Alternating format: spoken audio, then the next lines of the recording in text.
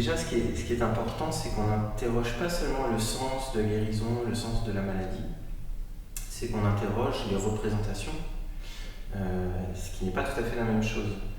C'est-à-dire que lorsqu'on interroge les représentations, on va être attentif à qu'est-ce que c'est la maladie pour nous à un moment donné. Et la question du sens va aussi impulser forcément une direction à la manière dont on voit les choses, la manière dont on voit la maladie, la manière dont on voit la guérison, va faire que notre expérience va être travaillée par ces manières de voir. Et c'est là qu'on pourrait dire qu'il y a sens, c'est-à-dire que nos représentations vont nous amener à pratiquer une certaine médecine, à aller vers d'autres médecines, etc. Donc ça, c'est un point qui est important. C'est-à-dire que nous, on n'est pas là pour dire quel est le sens de la maladie, mais on est là pour questionner le rapport que l'on a actuellement à la maladie, tel qu'il se donne à travers des représentations. Oui, je crois qu'on peut ajouter un peu une dimension interculturelle à cette réflexion, au sens où, pour nous en Occident, la notion de maladie semble quelque chose d'évident. Enfin, on a l'impression qu'on sait tout de suite de quoi on parle quand on dit maladie. Mais en fait, c'est pas déjà en Occident, c'est pas si simple. Est-ce que vieillir c'est une maladie? Est-ce que la ménopause c'est une maladie? Est-ce que l'adolescence c'est une maladie? On a trois situations qui peuvent être vécues comme des épreuves, mais est-ce que c'est des maladies? Alors certains vont dire oui, la médecine a des traitements pour ça, donc mettre ça dans la catégorie des maladies, et puis d'autres vont dire bah non, c'est la vie normale. Et puis il y a d'autres cultures où on va penser différemment, c'est-à-dire que les cultures où on n'est pas. La notion même de maladie ne veut pas dire grand-chose au sens de ce que désigne la médecine, mais la maladie est plus, par exemple, un dysfonctionnement social ou familial, et finalement ce n'est pas une personne qui est malade, c'est tout un groupe humain qui est affecté par le mal. Dans quelle société? Je pense en Afrique, dans des sociétés assez traditionnelles africaines, on va avoir après, et comme le disait Laurent, la manière d'envisager la maladie est intrinsèquement liée à une manière de la traiter. C'est-à-dire que quand on envisage la maladie comme une bactérie, on donne des antibiotiques. Quand on envisage la maladie comme un dysfonctionnement familial, on organise un rituel. Et c'est pas pour autant que les premiers ont raison et que les seconds ont tort, ou réciproquement. C'est que ce sont des modalités de représentation différentes. Chez nous, on dit « j'ai attrapé la crève ». Dans certaines régions d'Afrique, on va dire « la maladie m'a attrapé ». Ce sont deux mondes d'imaginaire qui s'entrechoquent dans ces deux expressions et qui vont induire le fait qu'on va être plutôt à l'aise avec une manière de traiter ou une autre.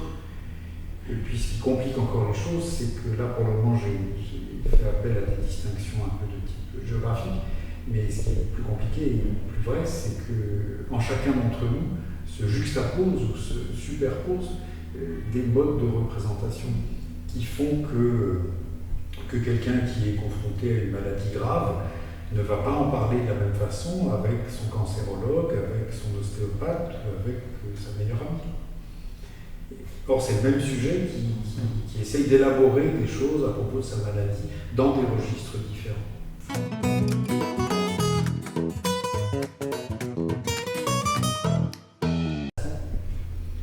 Pour le médecin, il est nécessaire qu'il y ait cette objectivation. On pourrait dire finalement le travail du diagnostic médical, c'est de sortir la maladie du malade, de la sortir intellectuellement, de l'isoler. Mais aujourd'hui, de plus en plus, c'est la sortir physiquement, c'est-à-dire que dans la grande majorité des cas, le diagnostic n'est pas fait avec le patient, mais est fait dans un laboratoire, est fait sur un écran d'ordinateur, est fait hors du patient. Et la maladie, elle apparaît sur l'écran, elle apparaît dans les résultats de labo, et non pas chez le patient. Alors que le patient, évidemment, ce qu'il ressent, c'est pas un virus, ce qu'il ressent, c'est pas un calcul rénal. Et ce qu'il ressent, c'est une douleur, c'est une fièvre qui lui laisse penser qu'il va peut-être mourir et qu'il est dans une angoisse terrible parce que les symptômes, enfin ça c'est le vocabulaire médical, mais ce qu'il est en train de vivre le plonge dans une expérience existentielle majeure. Alors là encore, il ne faut pas, je crois qu'il faille établir une hiérarchie ou une comparaison de valeurs entre ces deux manières d'envisager les choses. Il est bon que la médecine objective, il est normal que le patient vive subjectivement l'expérience de la maladie. Toute la question, c'est de savoir dans quelle mesure la médecine objectivante est capable de se rappeler que la maladie est d'abord une expérience, et comment est-ce que le sujet affecté par la maladie est capable d'entendre un discours scientifique sur ce qui lui arrive. Donc on est dans des discours qui peuvent facilement se croiser sans se reconnaître mutuellement. Ça rejoint la question que vous posiez tout à l'heure, je suis malade. Là on voit bien que la maladie ne signifie pas du tout la même chose pour le médecin et pour le patient. Le je suis malade montre que la maladie c'est un bouleversement existentiel. La maladie est du côté de l'épreuve, de l'épreuve de l'identité, c'est-à-dire que les repères par lesquels le sujet pouvait se construire sont tout à fait bouleversés. Les critères par lesquels il pouvait se construire, c'est le travail par exemple. Quelqu'un qui va être dans une maladie grave va voir tous ses réseaux de sociabilité bouleversés. Et ce n'est pas uniquement une question de rythme de vie qui va se trouver changé, mais c'est vraiment les repères profonds par lesquels le sujet se construit. Évidemment, toute cette dimension, elle n'est pas présente dans une démarche biomédicale. Comme Jean-Marie vient de le dire, tout le travail, c'est d'objectiver la maladie. Mais il faut bien voir qu'aujourd'hui, la grande critique qui est adressée à la biomédecine, c'est qu'elle oublie les malades, qu'elle soigne des maladies et pas des malades. Mais il faut bien voir aussi que ce processus d'objectivation participe de la très grande efficacité de la biomédecine aujourd'hui, qui devient une médecine qui met une distance de plus en plus grande avec le corps du patient, par exemple, au travers des progrès de l'imagerie médicale.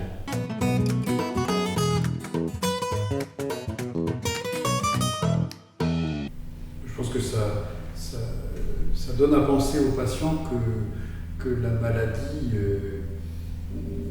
ne le concerne pas, enfin elle n'est pas vraiment de lui, mais elle est ailleurs. Je trouve, moi je suis très impressionné de voir qu'un domaine de la médecine où apparemment on était encore en contact direct avec le corps du patient qui était la chirurgie, là aussi est de plus en plus marqué par une technicité qui fait qu'on opère avec les caméras, etc. Et qui fait que le chirurgien peut être dans la pièce à côté et peut être à distance. Et une mise à distance physique. Or, une fois encore, notre propos n'est pas du tout de critiquer, de remettre en cause cette évolution et l'efficacité qu'elle a apportée, mais de dire, attention, quelqu'un qui est malade, quelqu'un qui souffre dans son corps, il a aussi besoin d'être rejoint dans son corps. Et si tout se passe hors de lui, c'est insoutenable pour lui. Il a besoin d'être rejoint, d'être touché, d'être écouté dans l'expérience à la fois corporelle, émotionnelle qu'il est en train de vivre. Moi j'aurais tendance à dire parallèlement à la prise en charge technoscientifique de la maladie. Alors en même temps, moi je suis de plus en plus convaincu que c'est probablement pas les mêmes acteurs qui peuvent tout faire. Donc je ne reproche pas aux médecins, surtout aux médecins spécialistes, hospitaliers, etc., de pas forcément être des géants de l'empathie, etc. Ils ne peuvent pas être partout, ils ne peuvent pas être à la fois à un très très haut niveau de compétences technoscientifiques et puis en même temps avoir le temps et les capacités de rejoindre le patient dans son expérience. Toute la question, c'est dans quelle mesure ces médecins acceptent qu'il y ait d'autres intervenants, acceptent de laisser de la place à d'autres qui vont rejoindre le patient dans son expérience et non pas dans sa maladie. L'imagerie médicale, c'est un lieu très intéressant pour comprendre l'évolution des représentations de la médecine et du rapport à la maladie qu'elle occasionne. Parce que, évidemment, c'est ce processus d'objectivation qui va être quasiment radicalisé. C'est-à-dire que le médecin va regarder les images avant de regarder le corps. Et les images vont être vues comme des photographies du corps. Le terme de photographie dit qu'il y a une force de révélation de l'image. Il y a des sociologues et des psychologues qui ont mis en avant le caractère quasiment religieux du rapport à l'image dans la médecine. L'image à force de révélation. Or, l'image, on oublie trop souvent qu'elle est regardée. Elle est regardée par un médecin. Un médecin qui n'est pas en dehors des représentations de son époque, mais qui partage les représentations de son époque. Et la médecine n'est pas un absolu, la médecine est faite par des médecins, et des médecins de leur temps et de leur culture. Et ça, c'est très intéressant parce que considérer que l'image est regardée, c'est désacraliser l'image en montrant combien la biomédecine fonctionne aussi sur des représentations, fonctionne aussi sur une manière de concevoir la maladie, sur une construction de la maladie. Elle objective le corps, mais elle ne dit pas toute la vérité du corps singulier quand elle objective ce corps. On peut ne pas avoir de symptômes, et d'ailleurs c'est souvent le cas dans la médecine aujourd'hui avec la médecine préventive. J'ai pas de symptômes, mais on découvre sur un scanner que j'ai quelque chose. Ou on m'annonce en regardant mon génome que dans 30 ans je serai malade. Et donc il y a le regard du médecin sur ces images, et aussi le regard du patient sur ses propres images. Donc vous citez Rémi Potier, les images médicales renvoient au corps morcelé.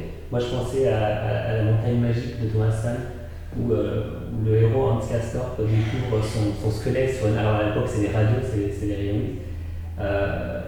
Et Thomas Mann dit il regarda dans sa propre tombe pour la première fois de sa vie, il comprit qu'il mourait. Est-ce que l'image médicale transforme aussi peut-être le rapport à la mort, on voit son corps à l'intérieur, c'est une expérience quand même assez étonnante de voir des parties de son corps. Ça peut aussi transformer le rapport à la mort. Je crois que ce qui est dit dans le rapprochement avec Thomas Mann, qui est rigolo, ce qui est dit, c'est le rapport d'étrangeté à soi, d'étrangeté à son corps, et la mort est le lieu de l'étrangeté par excellence. Être soumis à des images de l'intérieur de son corps, c'est être soumis à ce qui pourrait nous être le plus intime et ce qui nous demeure radicalement incompréhensible. Et inaccessible. Paradoxalement. C'est-à-dire que ces images, elles ne sont pas lues par le patient, elles sont lues par le médecin. Elles sont vues par le patient. Elles sont peut-être vues par le patient, mais il n'est pas capable d'en dire quelque chose.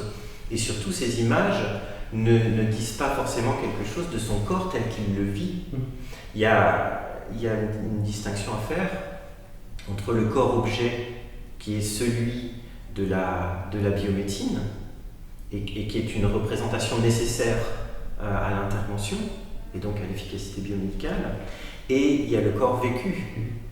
Et la question qu'on pourrait se poser, c'est qu'est-ce qui est le plus réel ? Le corps-objet ou le corps vécu ? Évidemment, on dit les deux. Et les deux sont une construction.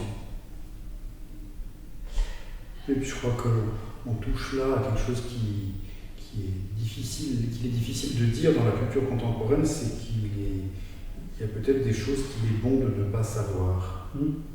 Et cette espèce de fantasme de la transparence du corps a quelque chose d'assez effrayant quand il s'agit de son propre corps. Le médecin qui est en train de faire une fibroscopie gastrique et qui invite le patient à regarder son propre estomac sur l'écran comme s'il se promenait. Il veut dire, vous voyez, c'est comme une grotte. Non, c'est pas une grotte, c'est mon estomac. Oui, de plus en plus, le médecin explique aux patients, justement, alors il y a peut-être un lien qui commence à se créer, du coup, ou pas d'ailleurs, mais il explique souvent un compte-rendu ou un acte médical au patient. Oui, mais expliquer un acte médical, c'est une chose. Montrer des images de l'intérieur du corps aux patients, en plus en temps réel, une manière d'introspection au sens littéral du terme, qui est complètement effrayante. eu l'occasion de regarder votre propre cœur sur une échographie cardiaque.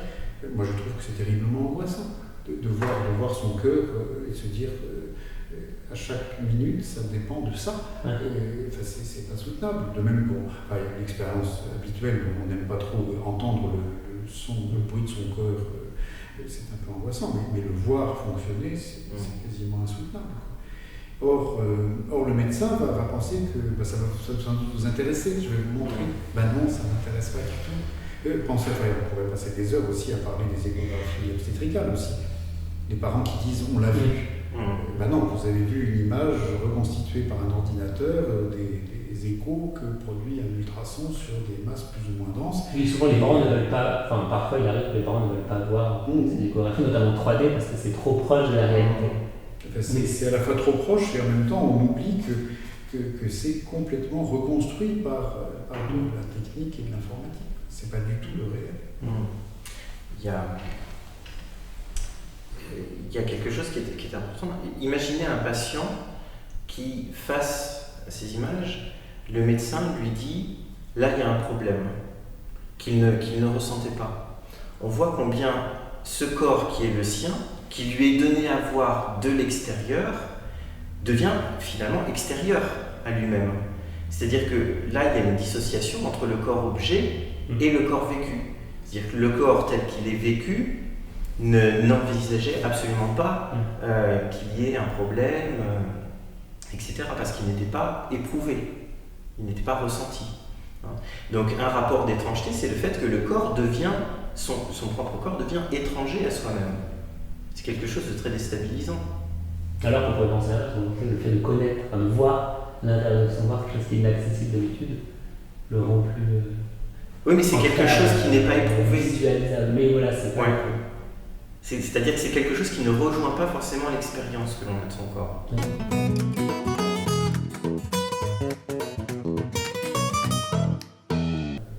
Oui, ça, je crois qu'aujourd'hui, en particulier avec l'évolution de la chirurgie qui laisse de moins en moins de traces, de moins en moins de cicatrices, il y a un peu cette illusion qu'il n'y aura pas plus de traces de la maladie qu'il n'y a de traces de la panne dans ma voiture quand elle sort de chez le garagiste.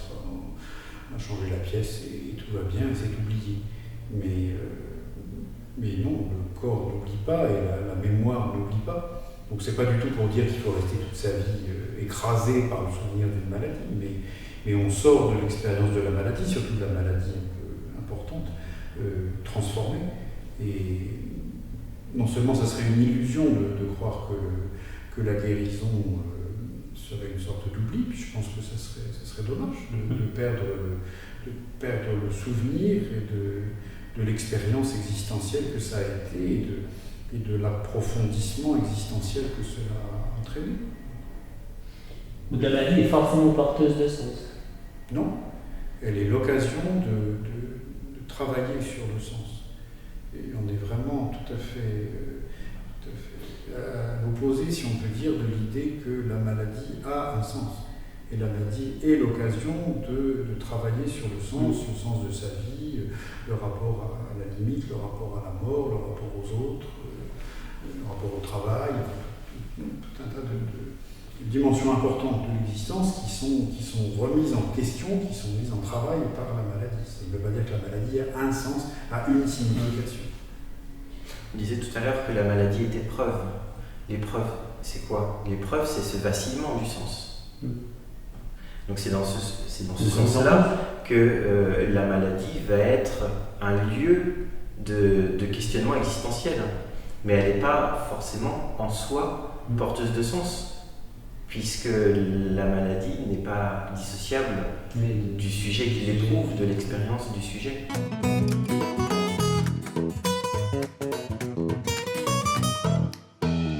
Là, vous pointez du doigt quelque chose qui est très important, c'est qu'on est dans une époque qui, paradoxalement, est une époque fortement orientée sur la maîtrise du vivant, aussi bien dans les technosciences que dans le développement personnel, par exemple. On voit de plus en plus des manuels de vie qui paraissent. Et en même temps, on est dans une époque qui, de plus en plus, a tendance à faire l'apologie de la vulnérabilité. Ça pourrait paraître paradoxal, sauf que les discours un peu compassés sur la vulnérabilité sont toujours des discours qui vont avoir tendance à valoriser l'idée qu'une épreuve, ça se traverse. Or, le sujet est aussi traversé par l'épreuve. La démaîtrise, c'est pas quelque chose que l'on doit accepter, c'est quelque chose qui est de l'ordre de l'éprouver. C'est-à-dire une facilité, on reçoit, on est. Quelqu'un qui fait l'expérience de la maladie, c'est quelqu'un une maladie grave, c'est quelqu'un qui fait l'expérience de la mort à l'œuvre. Et là, on peut difficilement se reposer sur des imaginaires de maîtrise. Il fait l'expérience d'une démaîtrise profonde. Mais il ne s'agirait pas d'encourager à faire cette expérience de démaîtrise. Parce que cette expérience de démaîtrise reste une violence existentielle majeure. C'est quand même l'expérience du sujet qui vacille. Et ça, c'est d'une grande violence existentielle.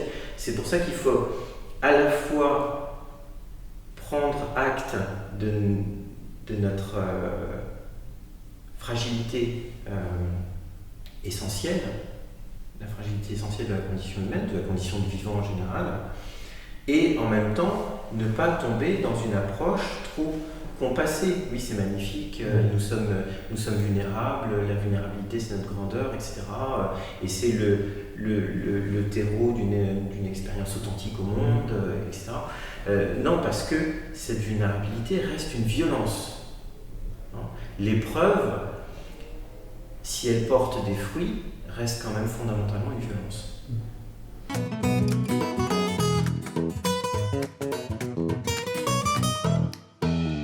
La formation médicale est une formation au combat contre la maladie. C'est clairement inscrit dans les gènes de la profession depuis des siècles. Et que, moi, j'ai travaillé comme médecin dans un dispensaire de Brousse en Afrique. À la sortie de mes études de médecine, j'étais préparé à ce combat-là. Et or, il était bien évident que ce qui était infiniment plus efficace, c'était de former des animateurs de santé, de former les sages-femmes de village, etc. Mais je le faisais parce que je sais bien qu'il fallait le faire, mais je me souviens très bien que ça me rasait en fait. Là où je m'éclatais, c'était quand j'étais au dispensaire et que je pouvais inciser des abcès, etc. Alors qu'au dispensaire, on traitait quelques patients, on traitait 300 par matinée, c'était déjà pas mal. Enfin, je veux dire, par rapport à la population, on traitait peu de personnes, et dans l'instant, si on peut dire, alors que le travail de formation, de prévention par rapport à l'hygiène, par rapport à l'eau, par rapport à tout un tas de choses, c'est ça qui était fondamentalement efficace. Et j'étais absolument pas formé à ça, ce qui fait que ça me semblait terriblement ennuyeux. Et je pense que pour beaucoup de médecins, c'est comme ça. Alors, parce qu'ils n'ont pas été formés à ça, ou parce que plus profondément que ça, il y a une recherche d'action dans... Oui, il y a une efficacité palpable. Vous en parlez d'ailleurs dans le livre, pour aller à l'extrême de ça. Moi, au tout début, j'ai pensé à la comparaison de la figure du médecin et la figure du prêtre, et puis rapidement, en fait, on s'aperçoit que non, vous le dites d'ailleurs, le prêtre n'est qu'un ministre du salut. Donc, ce que vous dites, dans la formation de médecin, il y a quelque chose de cet ordre-là qui est si fort, qui se dit si puissant, qui peut sauver. Vous l'abordez d'ailleurs sur question. Oui, non, je ne pense pas que dans la formation, on soit habité par ce type de représentation, une comparaison de la médecine avec le salut, mais en revanche, il y a sûrement un plaisir fou à être immédiatement efficace, oui, ça c'est vrai. Vous avez quelqu'un qui rentre dans votre cabinet hurlant de douleur et qui en sort calme et tranquille, oui, ça procure une satisfaction, je pense. C'est intéressant. Et donc, alors ce qui fait que tout ce qui est de l'ordre... On peut changer, on peut résoudre quelque chose, on peut changer. Oui. Et d'ailleurs, c'est amusant de voir que beaucoup de médecins, quand on entre dans leur cabinet, la première question qu'ils posent, c'est « Qu'est-ce que je peux faire pour vous ?» Et enfin, ils sont dans le faire. Et il n'y a rien de plus déstabilisant pour un médecin que si on lui dit rien. Je ne suis pas venu pour que vous fassiez quelque chose. C'est pas ça la question. Donc, alors une fois encore, la formation médicale et l'efficacité médicale sont là et notre propos n'est vraiment pas de dénigrer ce progrès et cette efficacité, mais simplement de souligner que l'attente du patient n'est pas exclusivement du côté de l'efficacité. Depuis quelques années que nous travaillons sur ces questions au Centre interdisciplinaire d'éthique, assez rapidement, quand on a commencé à s'intéresser aux médecines complémentaires, on s'est dit, mais la seule question que leur pose la médecine, c'est est-ce que vous êtes efficace, prouvez-nous votre efficacité. Et nous, on s'est dit, basta, c'est pas ça qui nous intéresse, et on est assez convaincus que c'est pas non plus nécessairement pour cela que beaucoup de patients les consultent. C'est dans un autre registre, dans le registre de je veux être rejoint dans mon expérience de maladie, dans mon expérience de vulnérabilité. Je veux trouver quelqu'un qui m'écoute, pas simplement dans ma parole, mais dans mon corps. Je veux avoir un lieu où je puisse déposer cette angoisse qui m'habite. Et tout ça, c'est pas de l'ordre de l'efficacité. Qui est le propre de référentiel de la médecine très C'est pour ça qu'on est très, très convaincu dans l'équipe du fait qu'il vaut mieux aujourd'hui en Occident parler de médecine complémentaire que de médecine alternative, parce que vraiment les patients ils vont chercher dans ces démarches-là un complément. Ils vont y chercher ce que la médecine ne leur apporte pas.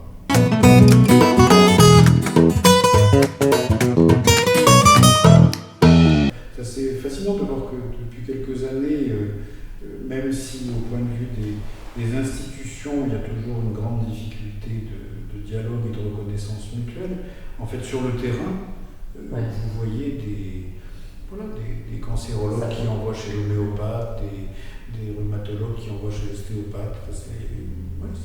C'est des pratiques qui existent. Vous parlez d'alliance thérapeutique. Je voudrais rebondir sur l'histoire de la médecine chinoise, l'intervention de François Julien, parce que c'est quelque chose qui est récurrent dans le discours aujourd'hui. Cette idée que la médecine en Chine est là pour préserver la santé et non pas pour intervenir en cas de maladie.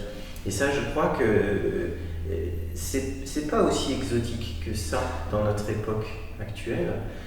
Puisque je crois qu'il y a vraiment un contexte qui est en train de changer dans le rapport à la maladie. C'est-à-dire que la maladie n'est de moins en moins du côté du dysfonctionnement que du côté de la maladie langage. On parlait tout à l'heure de symptômes. Le symptôme a de plus en plus tendance à devenir un symbole.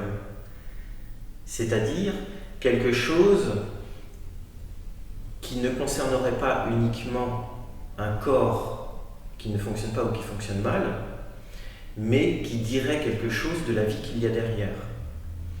Alors ça, nous, on l'a mis en rapprochement avec la démocratisation de la lecture psychosomatique. Mon petit fait la varicelle, c'est sûrement qu'il a quelque chose à me dire. Beaucoup de mamans aujourd'hui ont du mal à se dire mon petit fait la varicelle, point. Le symptôme physique exprime quelque chose qui est souvent peut-être plus de l'ordre du psychologique. Ouais, de l'ordre d'une vie qui va mal. C'est là où il fait symbole. Et qui va mal, pas physiquement.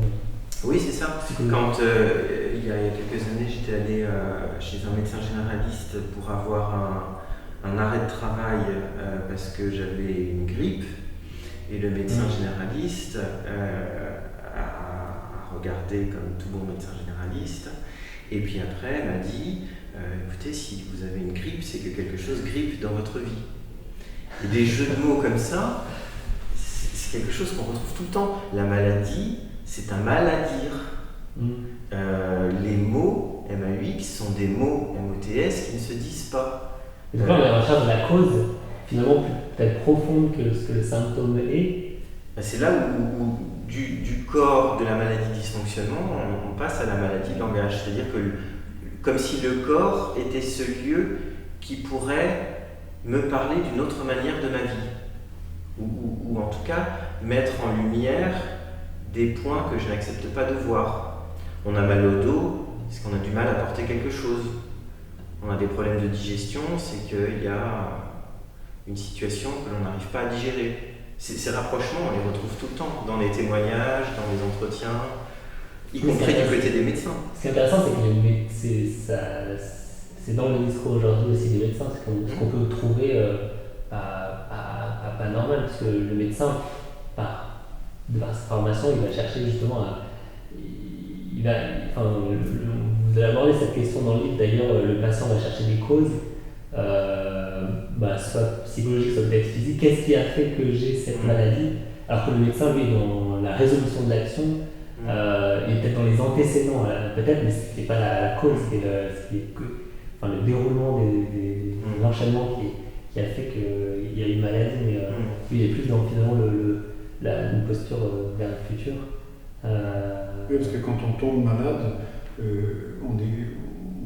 surtout si c'est une maladie un peu grave qui par exemple entraîne un arrêt de l'activité, il y a l'expérience d'une rupture dans le fil, dans la continuité de l'existence, et donc on éprouve le besoin de raconter une histoire, et en racontant une histoire, de retisser de la continuité dans sa vie, dans une vie qui semble avoir été coupée en deux. Et or, en racontant une histoire, en racontant son histoire, le patient ne met pas en place des causalités physiques, même s'il s'exprime en disant « Ah ben c'est sans doute à cause de… » Alors le médecin va dire « Non, ça n'a aucun rapport ».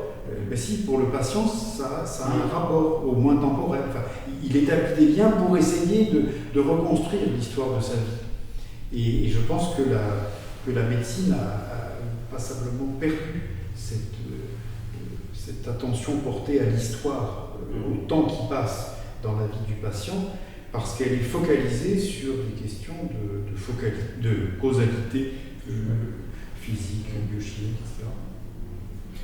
Alors que la médecine complémentaire s'ouvre au récit du patient. Oui. Et là, il y a quelque chose comme la psychanalyse, qui nous montre, c'est la temporalité. Quand un patient sort d'un thérapeute complémentaire, ce qu'il dit de manière récurrente, c'est « il m'a gardé 3/4 d'heure » ou « il m'a écouté ». Il y a une place qui est laissée au récit. Et moi j'ai fait des observations où il y avait des récits qui étaient tout à fait complètement fantasmatiques. Mais le thérapeute les écoutait sans qu'on puisse déceler chez lui des jugements de valeur. Alors que le médecin va avoir tendance, étant lui-même souvent dans une temporalité très courte, à vouloir déceler dans le discours du patient ce qui serait susceptible pour lui de ramener à une étiologie. Donc là, il ne s'ouvre pas au récit de vie. Oui, d'ailleurs, souvent, la tendance d'un patient, c'est d'avoir peur ou de se croire responsable par les actes de quelque chose qui a pu entraîner, que ce soit pour nous ou par exemple notre famille, d'avoir peur de cette responsabilité qui a pu entraîner. Oui, mais ça, c'est peut-être quelque chose qui est à écouter. Ouais. C'est curieux de voir aujourd'hui comme il semble impossible d'exprimer quelque chose de l'ordre de la responsabilité, donc de l'ordre de la culpabilité par rapport à la maladie. Et tout de suite, toute personne qui écoute un patient qui fait ça va vouloir le déculpabiliser. Mais je trouve qu'il y a quelque chose d'effrayant là-dedans. Parce que dire je suis coupable, c'est dire je suis présent dans ma vie, je suis sujet de ma vie. Mes actes ont une conséquence dans ma vie. Enfin, c'est pas pathologique par principe de ressentir une culpabilité. Or, c'est très très difficile aujourd'hui d'entendre, de rencontrer des personnes qui n'ont pas peur de la culpabilité. Dès que la culpabilité s'exprime, on va immédiatement dire non, taisez-vous. Alors que je pense que ça peut être tout à fait important. Je me rappelle un récit d'un patient qui avait vécu une dépression nerveuse. Alors on pourrait dire, voilà typiquement une pathologie pour laquelle on n'y est pour rien, puisqu'on est complètement à terre, etc. Et lui, il disait, ça a été capital de repérer mes propres traces dans mon histoire parce que c'est en repérant ma responsabilité dans le passé que j'ai pu me dire, donc, je peux faire quelque chose de mon avenir. Enfin, j'ai un peu pris sur mon avenir. Tant que tout le monde vous dit, mais non, tu es pour rien, et ben on est là écrasé sur son lit à se dire, j'attends que l'avenir s'ouvre pour moi, mais je n'y suis pour rien, je ne peux rien faire pour mon avenir. Donc la culpabilité n'est pas nécessairement quelque chose qui emprisonne, qui paralyse, qui détruit. Oui, pour nous, la lecture morale aussi de la responsabilité, ça peut être je suis à l'origine d'eux, et non pas c'est mon fait ou c'est ma faute. Hein. Ça peut être oui, c'est pas une catastrophe d'avoir une lecture morale. Enfin, on peut aussi reconnaître qu'on a fait des erreurs dans la vie. On n'a pas tous tout bon. Pourquoi tout de suite évacuer le moral comme si le moral c'était forcément catastrophique? Pouvoir dire je constate que j'ai fait une erreur dans ma vie, je constate que j'ai pris un chemin qui m'a conduit là, c'est la seule manière de pouvoir choisir un autre chemin après. Si on vous dit non, tout ça c'est neutre, tout ça n'a aucune importance, tout ça vous n'y êtes pas, comment voulez-vous qu'on s'en sorte? Quand on est dans un rapport de victime à son histoire, on subit son histoire, paradoxalement. Et c'est intéressant de voir aujourd'hui combien nous avons tous tendance, ça c'est des représentations sociétales, tous tendance à nous concevoir comme des victimes. Des victimes, souvent des victimes de l'abus d'autrui. Mais essayer de sortir de ce statut de victime, c'est aussi se construire comme sujet de son histoire. Quand on est victime, on subit son histoire. Alors qu'à partir du moment où on sort d'une représentation de victime, on peut devenir sujet.